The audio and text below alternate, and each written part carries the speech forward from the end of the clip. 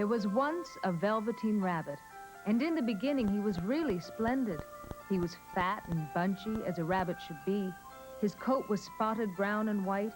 He had real thread whiskers, and his ears were lined with pink sateen.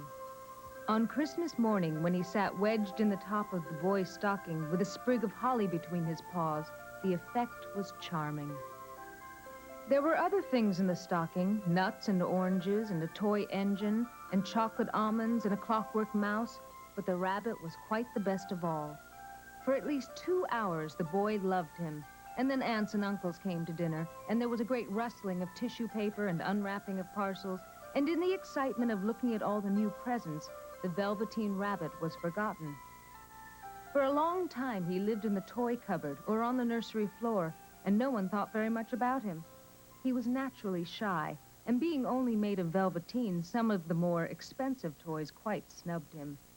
The mechanical toys were very superior and looked down upon everyone else. They were full of modern ideas and pretended they were real.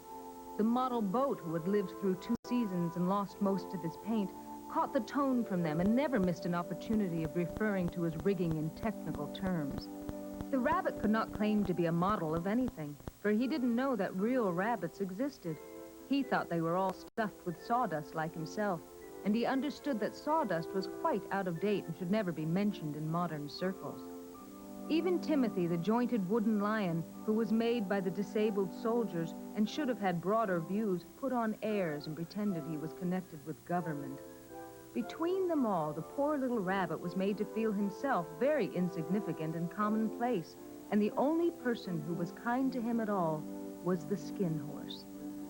The skin horse had lived longer in the nursery than any of the others. He was so old that his brown coat was bald in patches and showed the seams underneath, and most of the hairs in his tail had been pulled out to string bead necklaces. He was wise, for he had seen a long succession of mechanical toys arrive to boast and swagger, and by break their mainsprings and pass away. And he knew that they were only toys and would never turn into anything else. For nursery magic is very strange and wonderful, and only those playthings that are old and wise and experienced like the skin horse understand all about it. "What is real?" asked the rabbit one day when they were lying side by side near the nursery fender before Nana came to tidy the room. "Does it mean having things that buzz inside you and a stick-out handle?" "Real isn't how you are made," said the skin horse. "It's a thing that happens to you.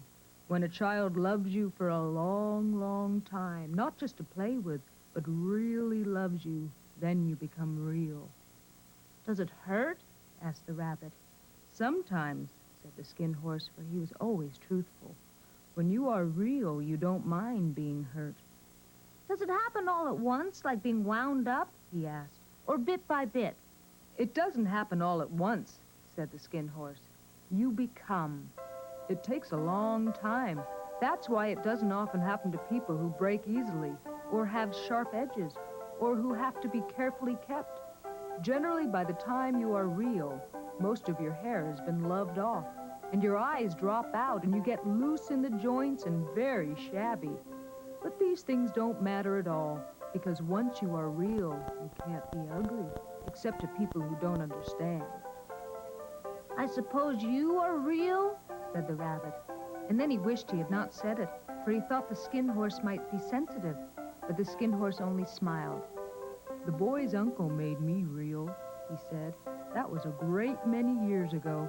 But once you are real, you can't become unreal again. It lasts for always." The rabbit sighed. He thought it would be a long time before this magic called real happened to him. He longed to become real, to know what it felt like, and yet the idea of growing shabby and losing his eyes and whiskers was rather sad. He wished that he could become it without these uncomfortable things happening to him. There was a person called Nana who ruled the nursery. Sometimes she took no notice of the playthings lying about, and sometimes, for no reason whatever, she went swooping about like a great wind and hustled them away in cupboards. She called this tidying up, and the playthings all hated it, especially the tin ones. The rabbit didn't mind it so much, for wherever he was thrown, he came down soft. One evening, when the boy was going to bed, he couldn't find the china dog that always slept with him. Nana was in a hurry, and it was too much trouble to hunt for china dogs at bedtime, so she simply looked about her, and seeing that the toy cupboard door stood open, she made a swoop. "Here," she said, "take your old bunny. He'll do to sleep with you." And she dragged the rabbit out by one ear and put him into the boy's arms. That night, and for many nights after, the Velveteen rabbit slept in the boy's bed. At first he found it rather uncomfortable, for the boy hugged him very tight, and sometimes he rolled over on him, and sometimes he pushed him so far under the pillow that the rabbit could scarcely breathe. And he missed, too, those long moonlight hours in the nursery when all the house was silent and his talks with the skin horse. But very soon he grew to like it, for the boy used to talk to him and made nice tunnels for him under the bedclothes that he said were like the burrows the real rabbits lived in. And they had splendid games together in whispers when Nana had gone away to her supper and left the nightlight burning on the mantelpiece. And when the boy dropped off to sleep, the rabbit would snuggle down close under his little warm chin and dream, with the boy's hands clasped close round him all night long. And so time went on, and the little rabbit was very happy. So happy that he never noticed how his beautiful velveteen fur was getting shabbier and shabbier, and his tail was coming unsewn, and all the pink rubbed off his nose where the boy had kissed him.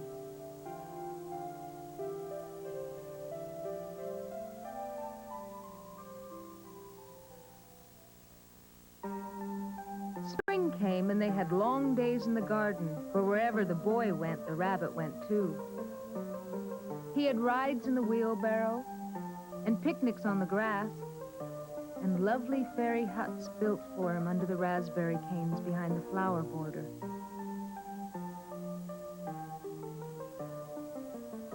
And once, when the boy was called away suddenly to go out to tea, the rabbit was left out on the lawn until long after dusk. And Nana had to come and look for him with a candle because the boy couldn't go to sleep unless he was there. He was wet through with the dew and quite earthy from diving into the burrows the boy had made for him in the flower bed, and Nana grumbled as she rubbed him off with the corner of her apron. "You must have your old bunny," she said. "Fancy all that fuss for a toy." The boy sat up in bed and stretched out his hands. "Give me my bunny," he said. "You mustn't say that. He isn't a toy. He's real." When the little rabbit heard that, he was happy, for he knew that what the skin horse had said was true at last. The nursery magic had happened to him, and he was a toy no longer. He was real. The boy himself had said it. That night he was almost too happy to sleep, and so much love stirred in his little sawdust heart that it almost burst. And into his boot-button eyes that had long ago lost their polish, there came a look of wisdom and beauty, so that even Nana noticed it next morning when she picked him up and said, "I declare if that old bunny hasn't got quite a knowing expression." That was a wonderful summer. Near the house where they lived, there was a wood. And in the long June evenings, the boy liked to go there after tea to play. He took the Velveteen rabbit with him, and before he wandered off to pick flowers or play at brigands among the trees, he always made the rabbit a little nest somewhere among the bracken, where he would be quite cozy, for he was a kind-hearted little boy, and he liked Bunny to be comfortable. One evening, while the rabbit was lying there alone, watching the ants that ran to and fro between his velvet paws in the grass, he saw two strange beings creep out of the tall bracken near him. They were rabbits like himself, but quite furry and brand new. They must have been very well made, for their seams didn't show at all, and they changed shape in a queer way when they moved. One minute they were long and thin, and the next minute fat and bunchy, instead of always staying the same like he did. Their feet padded softly on the ground, and they crept quite close to him, twitching their noses, while the rabbit stared hard to see which side the clockwork stuck out, for he knew that people who jump generally have something to wind them up. But he couldn't see it. They were evidently a new kind of rabbit altogether. They stared at him, and the little rabbit stared back, and all the time their noses twitched. "Why don't you get up and play with us?" one of them asked. "I don't feel like it," said the rabbit, for he didn't want to explain that he had no clockwork. "Oh," said the furry rabbit, "it's as easy as anything." And he gave a big hop sideways and stood on his hind legs. "I don't believe you can," he said. "I can," said the little rabbit. "I can jump higher than anything." He meant when the boy threw him, but of course he didn't want to say so. "Can you hop on your hind legs?" asked the furry rabbit. That was a dreadful question, for the Velveteen rabbit had no hind legs at all. The back of him was made all in one piece, like a pincushion. He sat still in the bracken and hoped that the other rabbits wouldn't notice. "I don't want to," he said again. But the wild rabbits have very sharp eyes, and this one stretched out his neck and looked. "He hasn't got any hind legs," he called out. "Fancy a rabbit without any hind legs." And he began to laugh. "I have!" cried the little rabbit. "I have got hind legs. I'm sitting on them."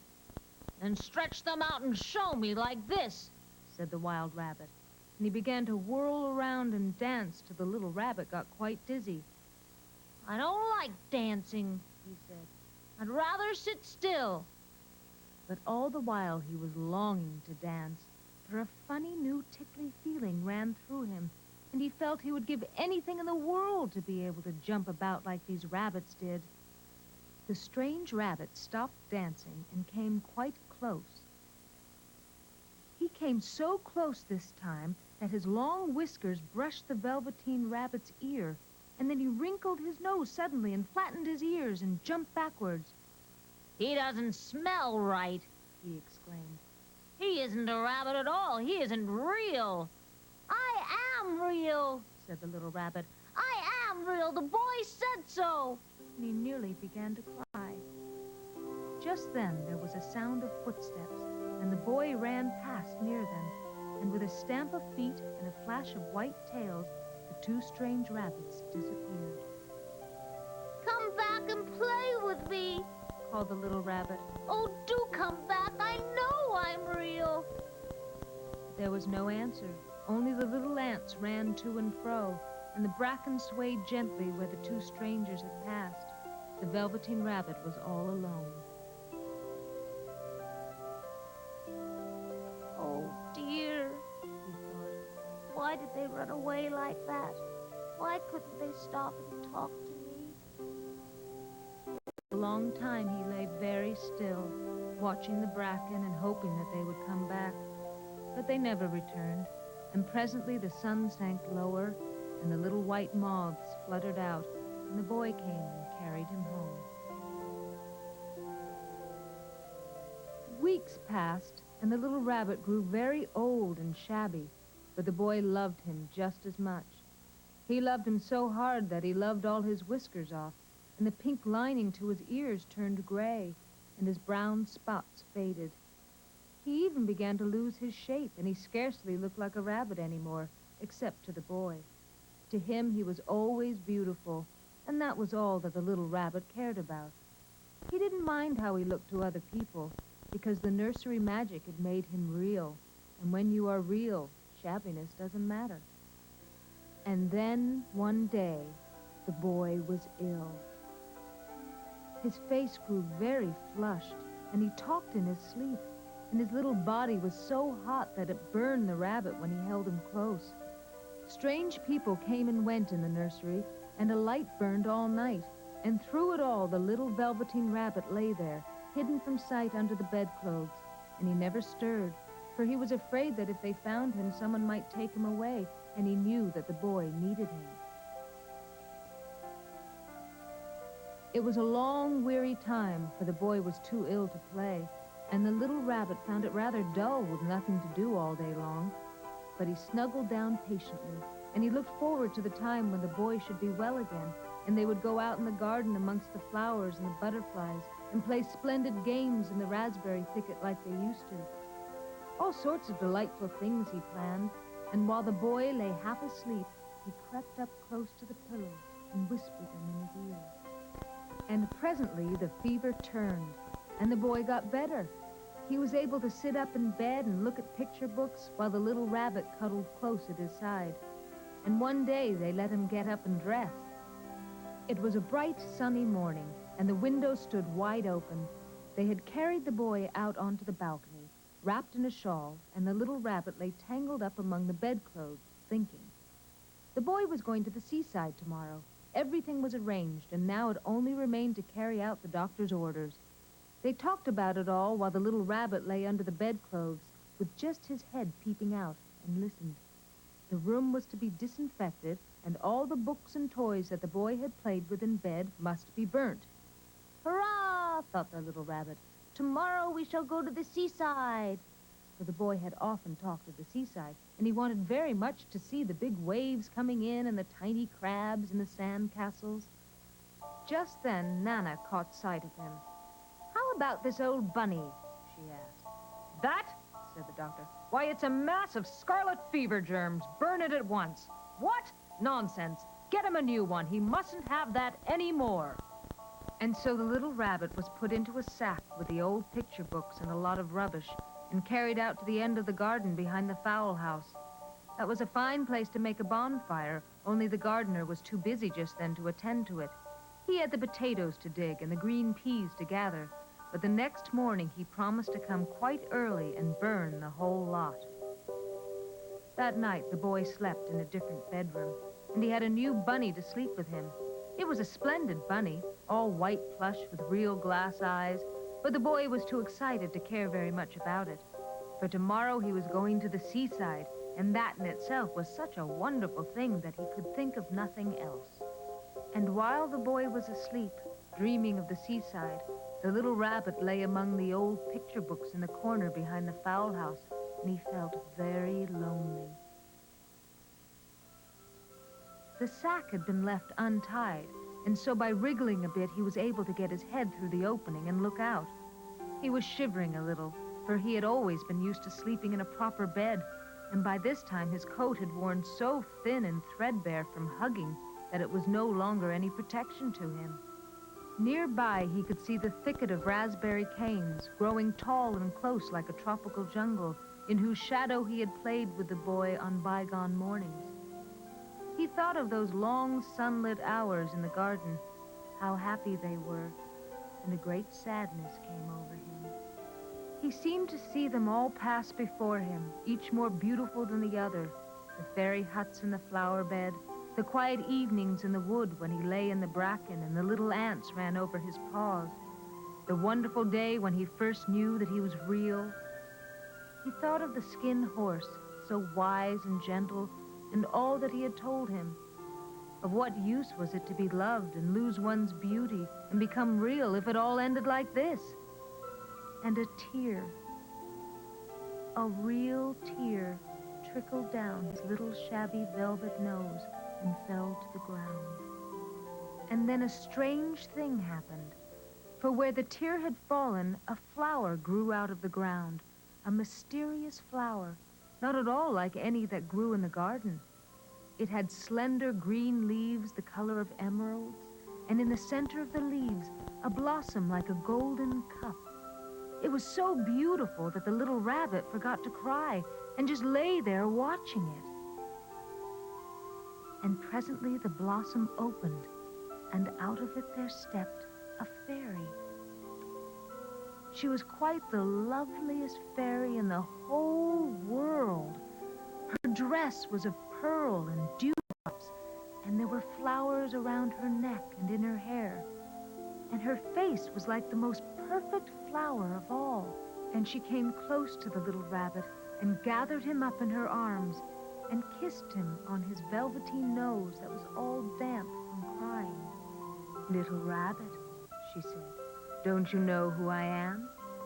The rabbit looked up at her, and it seemed to him that he had seen her face before, but he couldn't think where. "I am the nursery magic fairy," she said.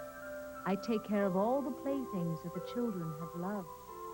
When they are old and worn out and the children don't need them anymore, then I come and take them away with me and turn them into real." "Wasn't I real before?" asked the little rabbit. were real to the boy," the fairy said, "because he loved you. Now you shall be real to everyone." And she held the little rabbit close in her arms and flew with him into the wood. It was light now, for the moon had risen. All the forest was beautiful, and the fronds of the bracken shone like frosted silver. In the open glade between the tree trunks, the wild rabbits danced with their shadows on the velvet grass. But when they saw the fairy, they all stopped dancing and stood round in a ring to stare at her. "I've brought you a new playfellow," the fairy said. "You must be very kind to him and teach him all he needs to know in Rabbitland, for he is going to live with you forever and ever." And she kissed the little rabbit again and put him down on the grass. "Run and play, little rabbit," she said. But the little rabbit sat quite still for a moment and never moved. For when he saw all the wild rabbits dancing around him, he suddenly remembered about his hind legs, and he didn't want them to see that he was made all in one piece. He did not know that when the fairy kissed him that last time, she had changed him altogether. And he might have sat there a long time, too shy to move, if just then something hadn't tickled his nose, and before he thought what he was doing, he lifted his hind toe to scratch it.